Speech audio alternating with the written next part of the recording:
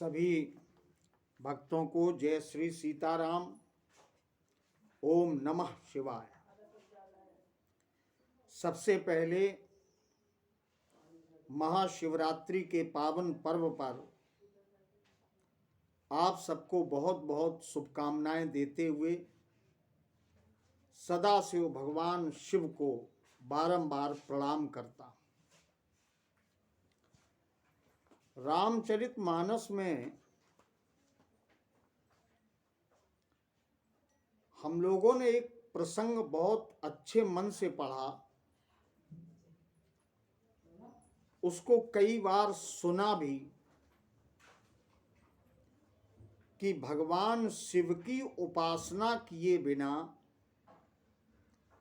परमात्मा की कृपा जीव को प्राप्त नहीं होती।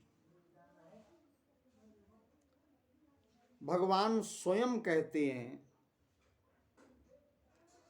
कि मेरी भक्ति यदि कोई प्राप्त करना चाहता है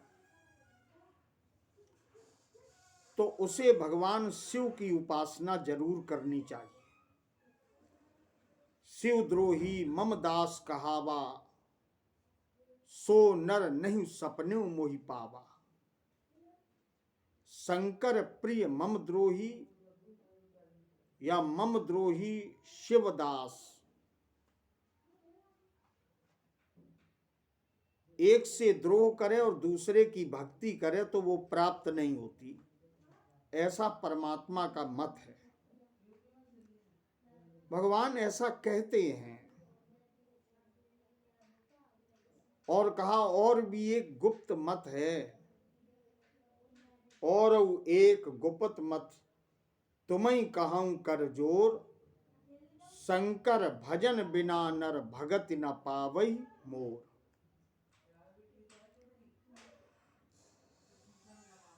बिन छल विश्वनाथ पद नेहू, राम भगत कर लक्षण एहू। भगवान ने तो यहां तक कह दिया कि भक्ति मेरी है, लेकिन उसको देते भगवान शंकर हैं। भगति मोर ते शंकर देहि।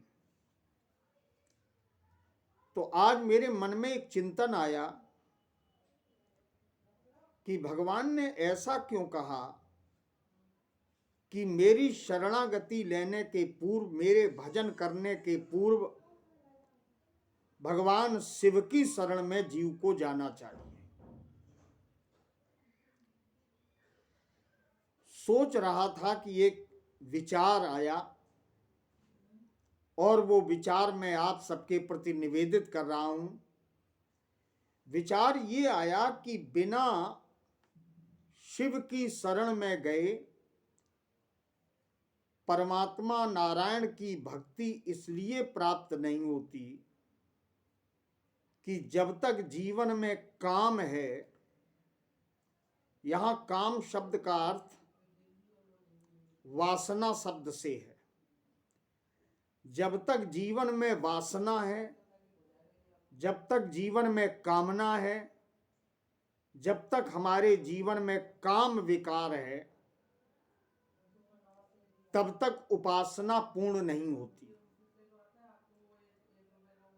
परमात्मा राम का प्रभाव वहीं पड़ता है जहां कामना किसी भी प्रकार की नहीं होती,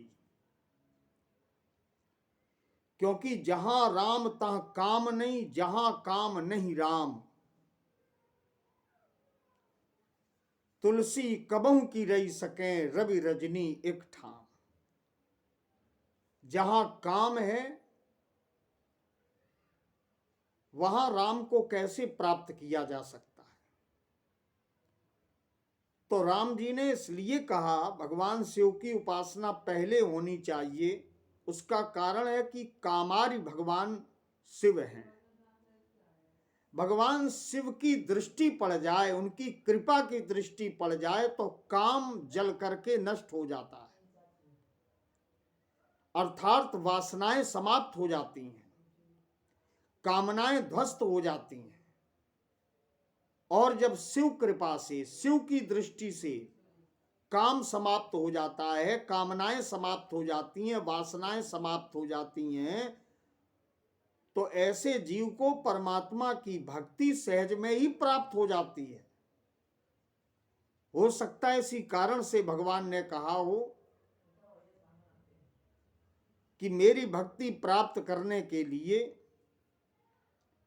जीव को भगवान शिव की शरण पहले लेनी चाहिए, क्योंकि जीव के भीतर जितनी भी कामना है, जितनी भी इच्छाएं हैं, वो बिना शिव की कृपा से कभी कामनाएं नष्ट नहीं हो सकती, क्योंकि काम को नष्ट करने वाले भगवान शंकर ही हैं। इसलिए पहले जीव को वहां जाना पड़ेगा, इसके बाद परमात्मा की भक्ति प्राप्त होगी। आज महाशिवरात्रि का पावन पर्व है। हम लोग जानते हैं कि भगवान शिव को दूध प्रिय है, गंगा जल प्रिय है, जलधारा प्रिय है, चावल प्रिय है, लेकिन बहुत अच्छे अच्छे पुष्पों में भगवान शंकर को धतूरे का पुष्प सबसे अधिक प्रिय क्यों है? थोड़ा इस बिंदु पर भी हम लोग आज चर्चा करेंगे। आपने एक कथा, एक प्रसंग सुना होगा कि वृकासुर को वरदान दिया था। वृक नाम का असुर था, केदार तीर्थ में गया नारद जी के कहने पर। नारद जी से इसने पूछा कि ऐसे कौन देवता हैं जो बड़ी शीघ्रता से प्रसन्न हो जाते हैं? बाबा नारद ने कहा कि भगवान शिव आशुतोष हैं, औढ़रदानी हैं, वे बड़ी जल्दी प्रसन्न हो जाते हैं। तो ये केदार तीर्थ में गया और भगवान शंकर की उपासना करने लगा। वृक ये दैत्य था, इसने अपने शरीर के अंगों को काट काट करके भगवान शिव की उपासना में हवन कुंड में समर्पित करना प्रारंभ कर दिया। और जैसे ये सिर काटने लगा तो भगवान शिव प्रकट हो गए। पार्वती जी साथ में थी। भगवान शिव ने कहा कि जब मैं जल से प्रसन्न हो जाता हूं, चावल से प्रसन्न हो जाता हूं, धतूरे के पुष्प से और फूल से प्रसन्न हो जाता हूं, तो तुम्हें सिर चढ़ाने की आवश्यकता क्या? वरदान मांग लो, मैं तुम्हारी तपस्या से प्रसन्न हूं।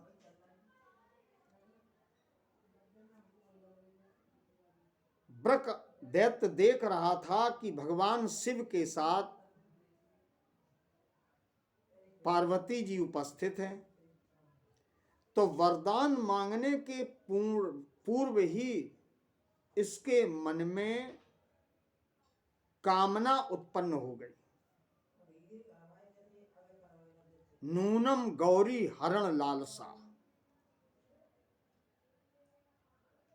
भगवान शिव से इसने अपनी इच्छा की पूर्ति करने के कारण ये वरदान मांगा कि मैं जिस पर हाथ रखूं वो जल करके भस्म हो जाए, क्योंकि इसके भीतर बुरा भाव आ गया। एक सीख भी मिलती है, तपस्या की ऊंचाई भी प्राप्त होने के बाद, सफलता की ऊंचाई प्राप्त होने के बाद, परमात्मा की कृपा प्राप्त होने के बाद भी हमारे भीतर किसी भी प्रकार की कुत्सित कामना का प्रवेश नहीं होना चाहिए। इसने वरदान प्राप्त किया और भोले बाबा तो भोले हैं, कह दिया एव मस्त। पार्वती के हरण करने की इच्छा थी इसके भीतर। इसने सोचा ये हाथ हम भगवान शिव पर रख दें, ये भस्म हो जाए और पार्वती का वरण हम कर लें। तो ये हाथ रखने के लिए जैसे ही आगे बढ़ा तो भगवान शिव वहां से भागने लगे, लीला करने लगे। केदार क्षेत्र में जब कहीं कोई स्थान नहीं मिला तो भगवान शिव धतूरे के पुष्प में बैठ करके नारायण का स्मरण करने लगे, परमात्मा के नाम का स्मरण करने लगे।